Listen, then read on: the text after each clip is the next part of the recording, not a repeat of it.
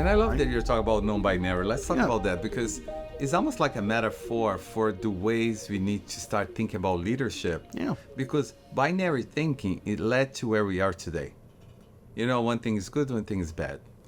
Gender identity is the same. We talk about non-binary. It's like, if you don't understand, there is so much conflict today in society.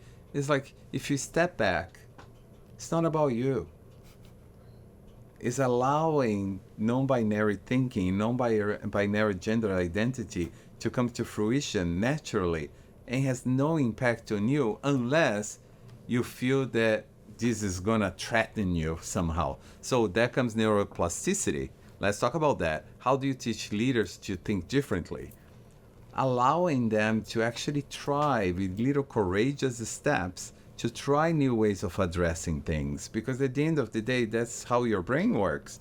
And if neuroplasticity, if you have the habits becoming part of your routine, little by little, your brain starts shifting the way we react to things, and we don't feel threatened by so many things that don't belong to our repertoire, because that's what basically it is, right? Yeah. If something is strange to me, it's a threat. It shouldn't be like that. If it's strange, be curious. Oh, I would like to know more about this strange thing. Yeah, it's an opportunity. It gets back to your point about insecurities, right? Yes. If we're insecure about ourselves, and this as well gets to something that I was thinking about while we were talking about confidence, right? Confidence too often is confused with that kind of self-certainty. Exactly. Confidence is really the ability to sort of step back from certainty and say, what can I learn? How can this new way of thinking that I don't fully understand, how can this empower me in ways that I might not necessarily be expecting? Because it can be scary to open yourself to that kind of uncertainty, because change is difficult. You don't necessarily know what you will create or awaken inside yourself, even when you adapt to a different kind of business model or workplace relationship model than you've been accustomed to in the past, right? The first really harsh reactions to remote work, when we all had to do it all at the same time at the height of the pandemic, was folks who were trying to supervise people with the same kind of, eyes on me that you'd get from walking from cubicle to cubicle as you could by getting people to check into a Zoom room at a certain point in time and exercise that same kind of control. But where you have to exercise control is a place where you haven't learned to trust. Yeah, and another question leaders should ask is why I'm doing that.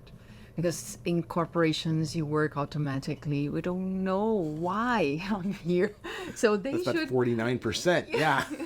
So sometimes when you stop and say, why I'm doing this, and how can I grow doing this, how I can interact and learning from others, this changes everything in your life.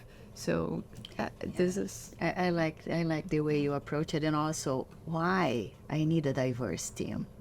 I love the 3 pillars. It's about talent, it's about innovation, and it's about business. So if you segregate your population and you're just looking after just one type of profile, you lose the ability to find wonderful talent in the marketplace. If you don't value different perspectives, you lose the ability of drive innovative solutions that reflects the society. And if you don't have a diverse team that make all this built on innovation and talent, you also lose the ability to make business, because there are lots of researches in the marketplace that shows that we buy from other companies, other people that are on behalf of this company that have same beliefs. Yeah. So it's all about business, and also how to make the best of this approach for our companies and also for the society. Yeah.